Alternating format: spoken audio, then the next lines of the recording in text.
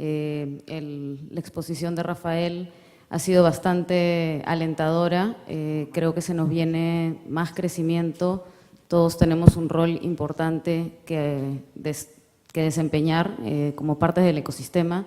Y bueno, me acompaña un panel bastante diverso del Estado, de incubadoras, de Google, y me gustaría que cada uno nos comente un poco cuál es la perspectiva que tienen del emprendimiento innovador y cómo lo están abordando en sus respectivas instituciones para que los conozcan un poquito más. Ok, buenas. Yo trabajo en Google desde aproximadamente 3 años y anteriormente trabajé en un par de startups en Silicon Valley. Y con respecto al emprendimiento, lo que voy a mencionar ahora es más que todo la vida cultural dentro de la empresa. Aunque no crean, ahora que somos funcionarios de la empresa, tenemos proyectos globales que es parte del trabajo. En Google manejamos algo que tenemos el 20% Project, que es el 20% del tiempo que nosotros podemos usar para cualquier cosa que queramos emprender dentro.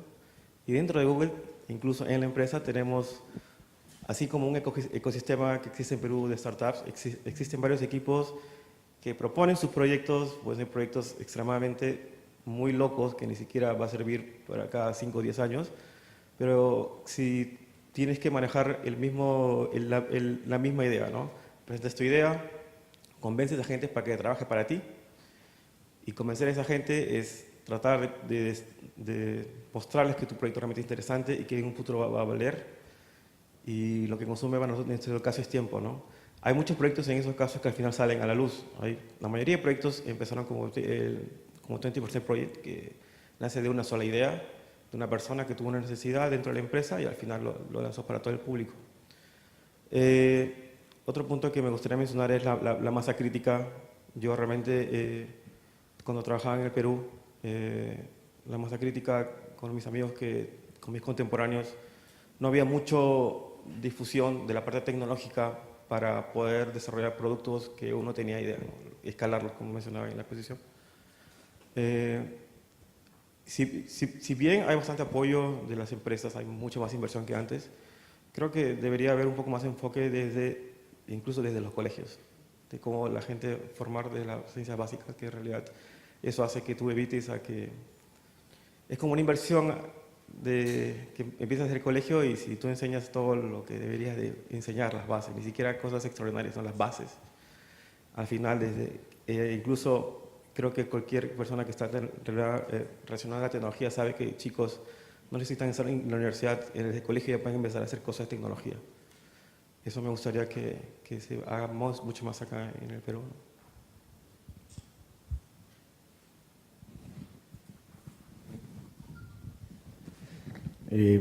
Bueno, buenos días a todos.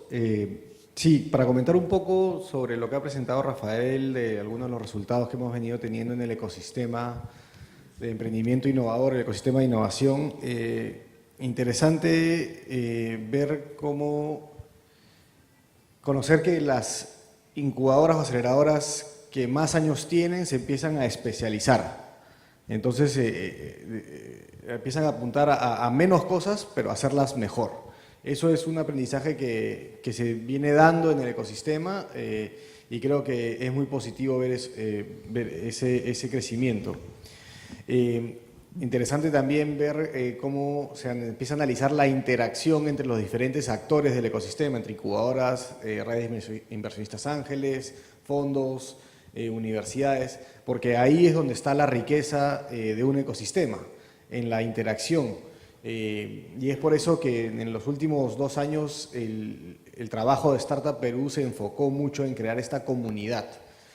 Porque si no tienes una comunidad en donde participen todos, las empresas, los inversionistas, la academia, el gobierno, pero sobre todo los emprendedores, que son el centro de esta comunidad, es ahí donde empiezan a salir las innovaciones, en la interacción y en el traspaso de conocimiento entre diferentes actores con diferentes, con diferentes roles en la comunidad, ¿no? Entonces, eso ha sido el foco de Startup Perú en los últimos 2 años y vemos que ha crecido esa comunidad, hay una mayor interacción, hay una mayor confianza entre los diferentes actores.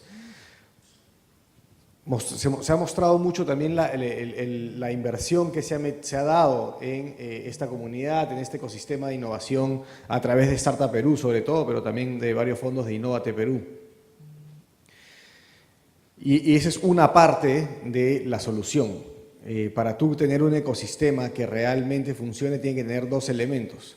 El financiamiento, ¿no? El capital para poder echar a andar las cosas, pero por otro lado tiene que haber el conocimiento, que justamente tú lo mencionabas, que tiene que venir ya sea desde el colegio, pero también a través de las universidades y a través también de nuevas formas de educación, que hoy en día es como está avanzando el mundo. Ya la educación de ir 5 años a una universidad, especializarte en una cosa, terminar tu carrera para después ir a trabajar, eso es el pasado. El futuro de la educación son cursos más cortos, más especializados. Durante tu carrera trabajas 2 años, de repente te vas 6 meses a estudiar, regresas a trabajar. Eso es el futuro de la educación y sobre todo en temas de tecnología e innovación es muy relevante el poder tener ese tipo de entidades que capaciten a los emprendedores, ya sea en temas de gestión de startups, porque eso es un poco diferente a gestionar a una empresa regular, digamos, pero también en temas técnicos que se pueden aprender, no a profundidad, pero se puede aprender rápidamente en cursos de 6 meses o 8 meses, ¿no? Entonces, ese creo que es el segundo elemento que todavía le está faltando al ecosistema peruano de emprendimiento e innovación. Se enfocó mucho al inicio en Startup Perú en poner el capital para que la rueda arranque, para que empiece a moverse. Eso ha sucedido, ya hay una comunidad que está floreciendo y que sigue recibiendo inversión, pero cuando se les pregunta a los emprendedores, a los inversionistas, qué es lo que está faltando, y es este conocimiento en los equipos de emprendedores, en la capacidad de los técnicos para desarrollar software. Entonces ahí creo que hay todavía una tarea pendiente del ecosistema y desde gobierno creo que deberíamos empezar a enfocarnos en eso de ahí. Otra cosa que hemos trabajado los últimos 2 años en el ecosistema y con José y con Gonzalo y con varios otros actores del ecosistema que participamos en un programa con el MIT, que es el Regional Entrepreneurship Acceleration Program, el MIT RIP. Lo que nos dio este programa fue una mirada al ecosistema en Lima y poder compararnos con otros ecosistemas a nivel global. Participamos con ecosistemas de Canadá, de Islandia, de Madrid, de África también, en Nigeria, así que lo que pudimos descubrir, lo que nos empujó también un poco el programa fue también a buscar esta especialización, a preguntarnos en qué somos buenos y en qué tenemos ventajas comparativas que podrían volverse en ventajas competitivas. Cuando hicimos el análisis con el equipo a través de data y a través de muchas entrevistas también, vimos que el Perú tiene una ventaja comparativa a nivel de biodiversidad. Creemos que ahí hay mucho por hacer, hay mucha innovación que se le puede meter a los elementos de la biodiversidad peruana para poder sacar productos y tal vez servicios de muy alta calidad, muy diferenciados, que puedan ser aprovechados en el futuro por todo el mundo, ¿no? Entonces, eso de especialización también nos ha tocado mirarlo a nivel sistémico y también se ha venido impulsando que existan ecosistemas regionales de innovación dentro del país. Ahí creo que tenemos 3 ecosistemas que van a ser financiados, están siendo financiados ahora a través de fondos de Innovate Perú para que hagan un trabajo similar de identificar sus ventajas, identificar a los actores de sus ecosistemas relevantes y poner al emprendedor innovador en el medio para poder darles todo el soporte desde la academia, desde las corporaciones, desde el gobierno, desde los inversionistas, ¿no? Entonces, eso es un poco lo que hemos venido trabajando en estos últimos años, en el cual estuve involucrado en el desarrollo de este ecosistema. Y creemos que todavía hay mucho por hacer, como dijo Rafael, pero se ha avanzado mucho y se ha avanzado bastante rápido a comparación de otros ecosistemas, porque obviamente veníamos retrasados y ya sabíamos un poco qué cosas habían funcionado en otros lugares, qué cosas no habían funcionado, y obviamente escogimos y tratamos de utilizar las cosas que habían funcionado, ¿no? Gracias a Concitec por la invitación, a Innovate por la presentación y estar aquí.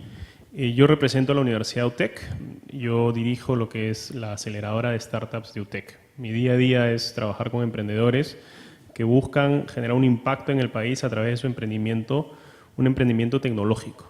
Y lo que notamos, y atado a la pregunta que nos hacen de qué es lo que todavía está pendiente en el país, lo que menciona Gonzalo es lo que pasa, falta talento. Y como universidad, además, identificamos esta falta de talento y tenemos un rol de apoyar al país formando ese talento tecnológico, talento que pueda desarrollar soluciones a los problemas que tenemos como país. Y es totalmente cierto también que la tecnología, mejor dicho, la educación está cambiando. Ya no se necesita 5 años para poder ser un experto en un tema, y eso significa mayor velocidad y mayor velocidad de innovación. Tenemos que romper ese paradigma de que tenemos que buscar a la persona que tiene los mejores grados académicos para que haga una transformación digital o solucione un problema. Tenemos que buscar, al contrario, gente talentosa que tenga las bases y que quiera aprender, porque si va a innovar y dar una nueva solución, va a crear algo nuevo y eso no está escrito. Entonces tiene que poder aprender en ese proceso. ¿Cómo será la demanda de talento, y no solo nacional, sino internacional? Que en el evento que organizamos en septiembre, que es el Perú Venture Capital Conference, invitamos a fondos extranjeros a venir a conocer qué está pasando en el Perú, qué emprendimientos están pasando en el Perú. Y el consenso era, el capital es más abundante que el talento. Es más difícil hoy encontrar talento que encontrar capital. ¿Y cómo será de escaso el talento? Que muchos de ellos al final han querido empezar a buscar en Perú. Uno dice Estados Unidos, las universidades que tiene, etc. Pero están buscando en Perú desarrolladores, investigadores, para hacer y resolver los problemas que ellos tienen allá. Entonces, tenemos que ser un centro de generación de talento, y tenemos que hacer además que ese talento se quede en el país y desarrolle soluciones a los problemas que tenemos como país. Gracias. Buenos días con todos. Quiero agradecer a Concitec por la invitación a esta importante semana. Me llamo Mauricio Osorio, soy subdirector de promoción al patentamiento del Indecopi. Agradecer también a Innovate Perú por la presentación. Creo que la labor que ha desarrollado Innovate Perú en los últimos años, incluso desde antes, cuando empezó en general los temas de innovación en el Perú, desde el 2007 aproximadamente, con FinCit, ha sido sumamente destacado. Como Indecopi, básicamente yo quiero articular un poco los temas del emprendimiento en general y tecnológico que se ha visto, que se ha venido desarrollando en el Perú con los temas de propiedad intelectual en general. Creo que no miento si es que menciono que en general la propiedad intelectual o el uso de los instrumentos de propiedad intelectual en el Perú no han sido desarrollados o utilizados o aprovechados en su real dimensión, ¿no? Solamente les quiero poner un ejemplo. En el año 2004 aproximadamente teníamos como país cerca de 650.000 empresas formales.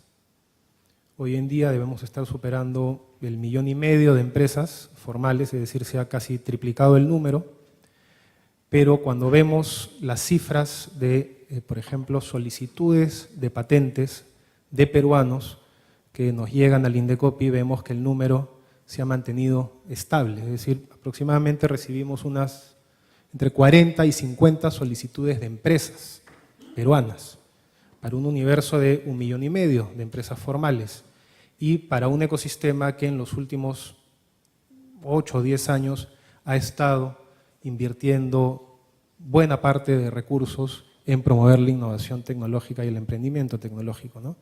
Entonces, ahí hay todavía una tarea pendiente porque es la empresa, en general a nivel internacional, la que más aprovecha los sistemas de protección a las innovaciones o a las tecnologías, ¿no? Sobre todo en los países más avanzados.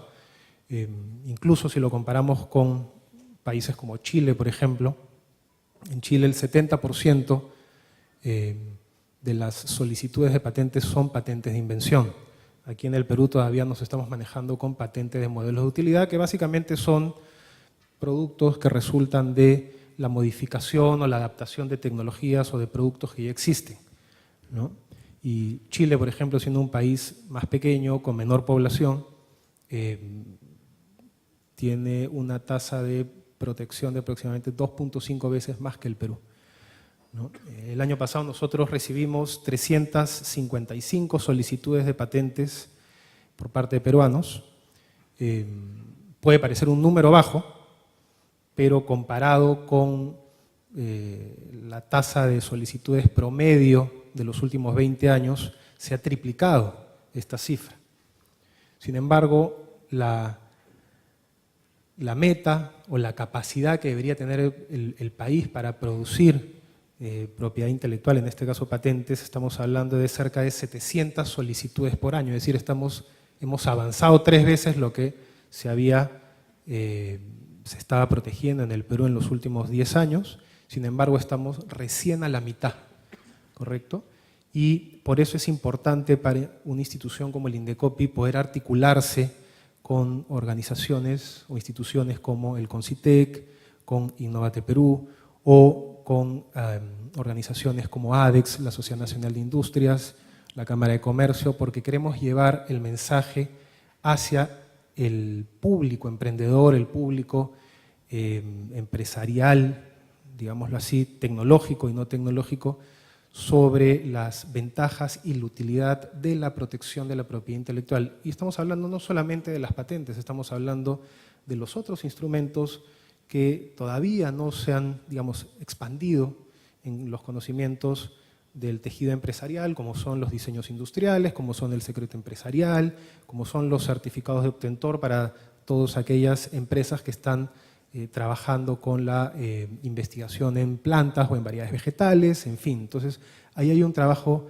bastante, un reto que tenemos pendiente como sociedad. Tenemos que invertir la pirámide de patentamiento en el Perú, la pirámide de protección. Actualmente los que más protegen son los inventores independientes.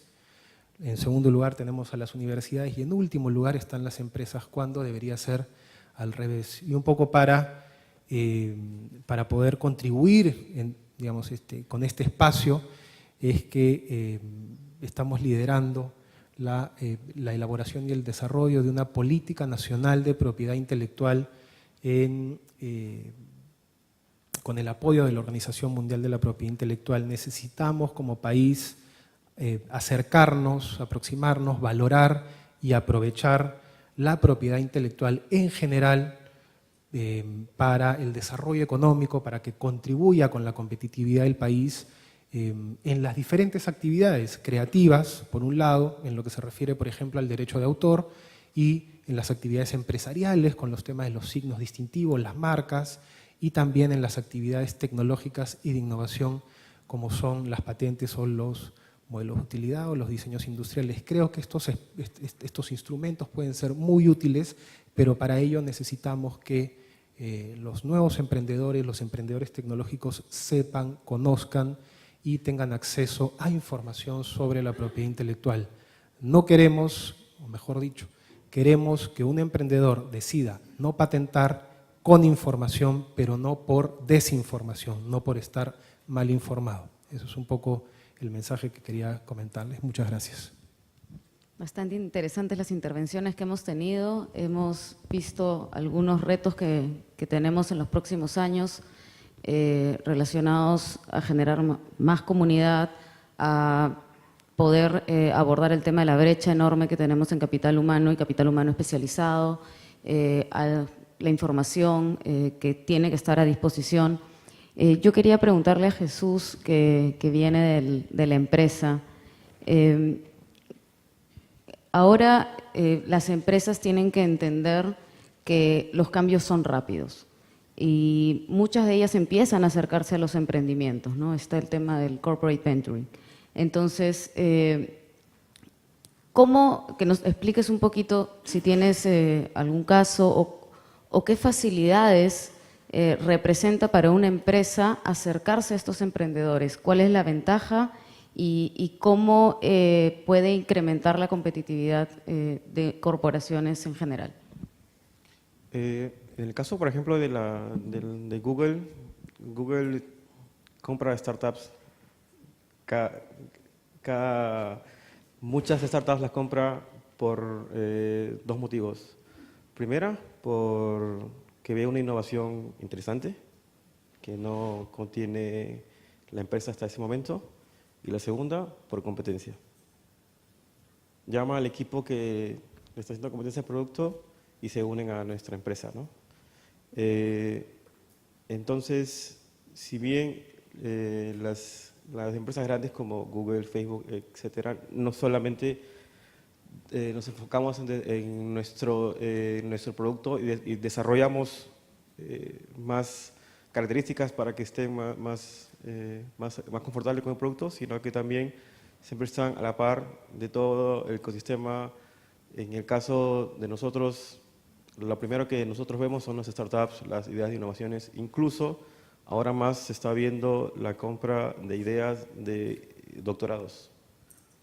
Y, por ejemplo, un caso concreto, en Brasil, la única sede de ingeniería en Sudamérica es en Belo Horizonte, en Brasil. Se fundó hace aproximadamente 8 más o menos, 8 años, no tengo exactamente la fecha.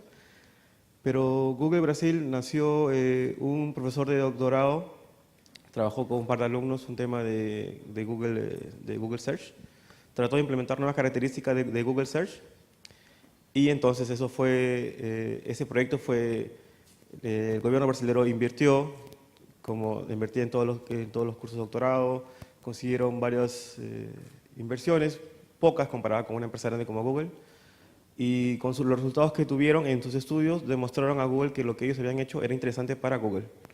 Entonces Google vio, entonces con los resultados Google realmente se interesó en que realmente era algo nuevo para ellos, ¿no? Y había sido hecho por estudiantes y desde en este caso como de una incubadora, ¿no? de la universidad. ¿Qué hizo Google? Google le propuso contrato de trabajo a los estudiantes y los profesores para que vayan, a todos los que estaban envueltos en ese proyecto para que trabajen en Google. Y el profesor hizo algo interesante, se negó a trabajar para Google. Y la única manera de comprar la idea que ellos habían creado era que Google coloque una sede en Brasil. Y desde entonces existe Google Brasil y se desarrolla ingeniería para Google en Brasil. Y todo está relacionado con el equipo de Google Search allá en Brasil.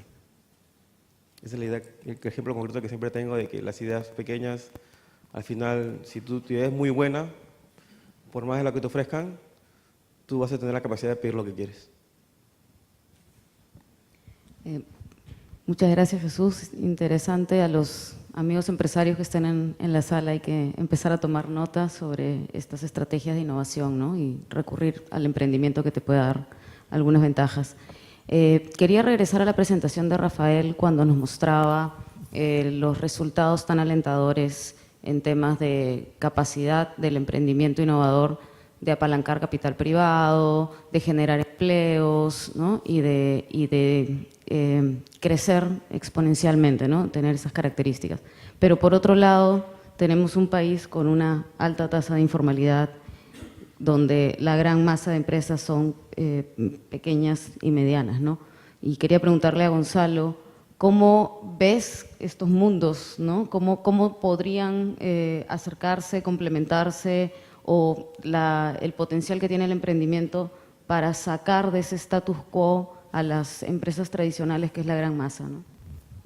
Sí, gracias por eso, porque se relaciona más con el trabajo que vengo haciendo ahora en el Instituto Tecnológico de la Producción a través de la red de CITES, Centros de Innovación Productiva y Transferencia Tecnológica, que tenemos desplegados en gran parte del país en diversas cadenas productivas, agroindustrial, textil camélidos, café, cacao, cuero calzado, acuicultura y pesca. Entonces, el ITP trabaja y la red de CITES trabaja mucho más con pymes tradicionales más que startups, ¿no?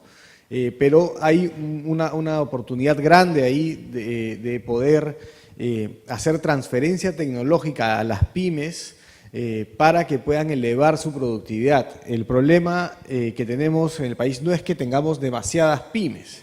La composición de las pymes en el mundo es similar, del 90 al 98% del número de empresas en el mundo son pequeñas y medianas.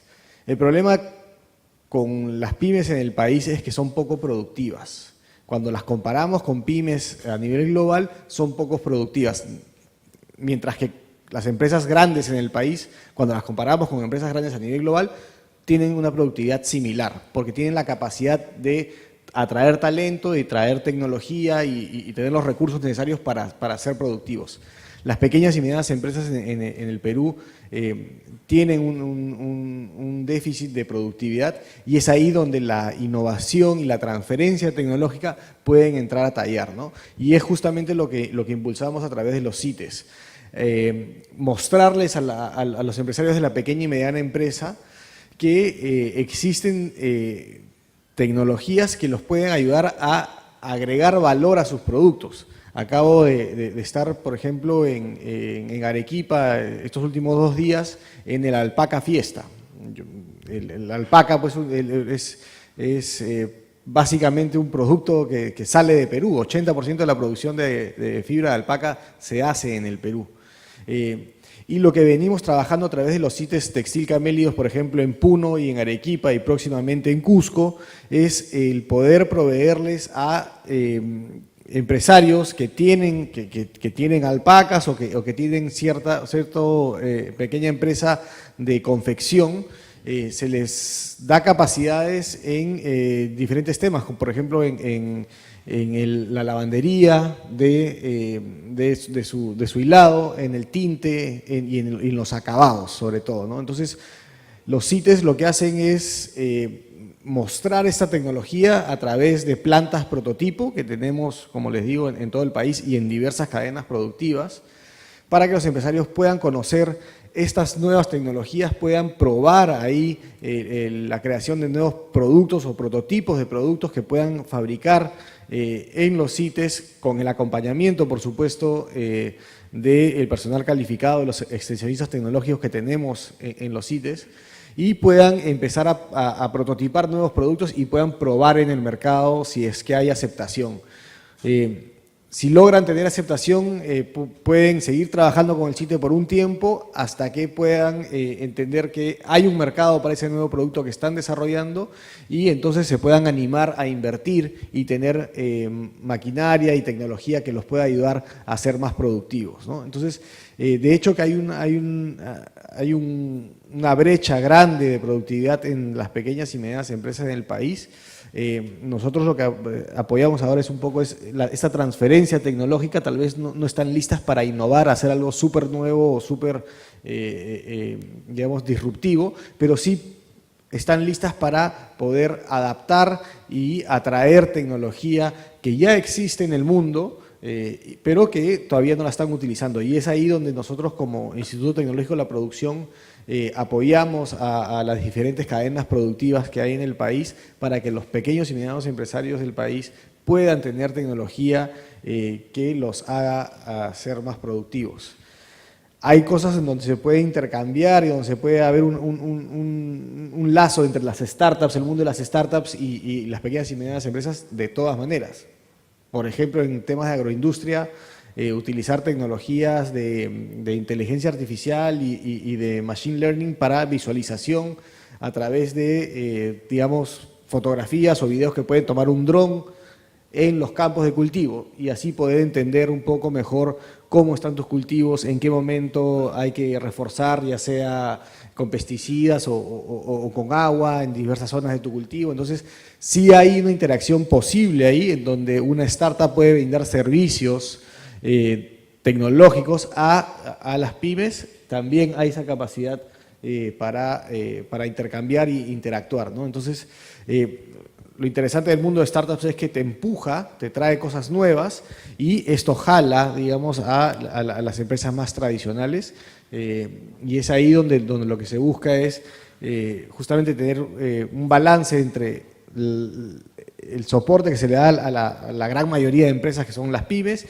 pero también tener este grupo de startups que estén empujando la frontera de la tecnología a nivel local, sobre todo buscando solucionar los problemas que puedan tener estas pequeñas y medianas empresas en los sectores en los cuales somos relevantes, ¿no? Bueno, gracias Gonzalo. Yo quería preguntarle a José, que es parte de las entidades que brindan soporte a este ecosistema. Bastante interesante el diagnóstico que hizo Rafael de que ya no solamente es financiamiento lo que piden, sino hay una serie de apoyos, empezando por el tema de personas que hacen falta, el chip mental, ¿no? El mindset ese de buscar resolver el problema del cliente, que rompe un poco lo que nos contaba Gonzalo, a nivel que lo puede empujar a ver soluciones y encontrar nuevos mercados o nuevos productos de manera innovadora. ¿Cómo desde las incubadoras, sobre todo considerando que con el tiempo que ha pasado ya están empezando a especializarse y a ser más verticales, logran abordar todos estos aspectos no financieros, no de recursos monetarios necesariamente? Gracias. A ver, las incubadoras, les comentaba cuando comenté hace un momento de que la educación está cambiando. Entonces, las incubadoras, las aceleradoras, son mecanismos por los cuales están a este emprendedor que tiene ya una startup o tiene una idea de negocio, le brindan un programa a su medida para lograr sus objetivos muy concretos. Así como la universidad puede ser el espacio en el cual un chico de que sale de secundaria ingresa porque el objetivo es luego trabajar en una posición o crearse su propia empresa, la incubadora y la aceleradora tienen que cumplir ese rol. Coger un insumo que es emprendedores talentosos, porque el emprendedor es la esencia de la innovación, si no hay emprendedores no hay innovación. Entonces, coger este emprendedor talentoso y darle todas las herramientas en un periodo de tiempo limitado para que llegue del punto A, que puede ser, tengo unas ventas iniciales, he incrementado mis ventas y he conseguido inversión, o tengo una idea y la llevo a producto, o tengo un producto y lo llevo a ingresos. Entonces tiene que lograr ese objetivo y todas las incubadoras y aceleradoras tienen que tener esa misión. Y lo que hacemos, por ejemplo, nosotros tenemos un programa estructurado de 3 meses. En ese programa estructurado de 3 meses traemos los expertos, porque tampoco nosotros sabemos todo. Es más, traemos expertos que hayan pasado por lo que ellos van a pasar, que es donde se aprende mucho, sobre todo, es traer al que ya hizo lo mismo y falló. Porque algo muy interesante del emprendimiento y de la innovación es aprender y valorar el fallar, ¿no? El fracaso. Si no valoramos el fracaso, no aprendemos de los errores. En Estados Unidos, cuando buscan un emprendedor exitoso y en el CV dice, tuve 3 startups y fallé, vale tanto como que haya tenido un solo startup y haya sido exitoso. Porque significa que intentó cosas, probó cosas nuevas y bueno, falló y hay que saber que aprendió de los fallos. Entonces, en nuestro programa son esos 3 meses, en esos 3 meses los conectamos, la parte de redes y la presentación que hizo Rafael es muy interesante porque, claro, uno tiene que conectarlo con los otros agentes que le van a dar ese servicio, le van a dar ese conocimiento, le van a abrir esas puertas. Entonces, durante 3 meses, conocimientos, contactos, herramientas, espacio de trabajo, conexiones locales, internacionales. Entonces, buscamos casi darle todo un programa concentrado para que puedan lograr sus metas. En el caso de nosotros, que puedan incrementar sus ventas y llegar a un product market fit, ¿no? Y lo hemos hecho ya con 25 startups. Además, nosotros invertimos en las startups. Entonces, hemos invertido ya en 25 startups peruanas y varias de ellas ya están afuera del Perú, haciendo negocios fuera del Perú. El 70% ya ha levantado capital. Entonces, están creciendo y están dejando de ser una pequeña empresa para convertirse más adelante en una corporación o una mediana empresa. Muchas gracias, José.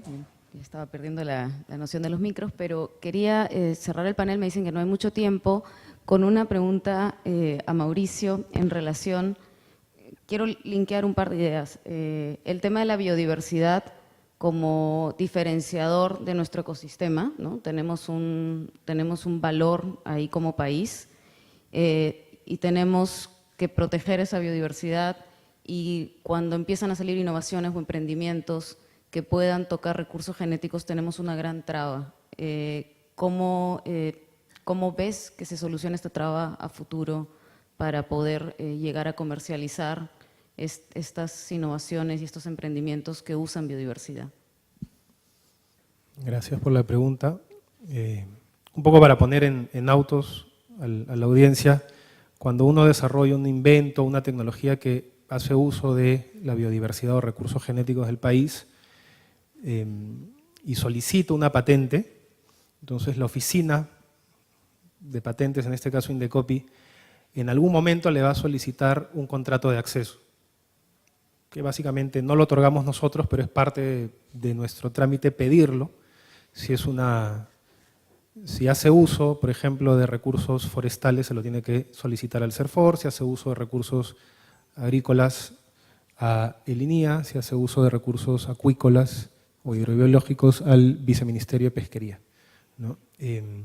La pregunta es ¿por qué? Porque entendemos que está explotando un recurso natural o un recurso genético que forma parte, digamos, del patrimonio de los peruanos, entonces se le pide este contrato, ¿no? Entonces, hoy en día existe la traba porque, digamos, normalmente cuando uno empieza a hacer uso de los recursos genéticos es cuando empieza a investigar. En ese momento la legislación le pide al inventor, a la institución o a la empresa que solicite un contrato de acceso de investigación. Pero como hay mucho desconocimiento, normalmente lo piden una vez que el Indecopi se lo exige como parte del trámite.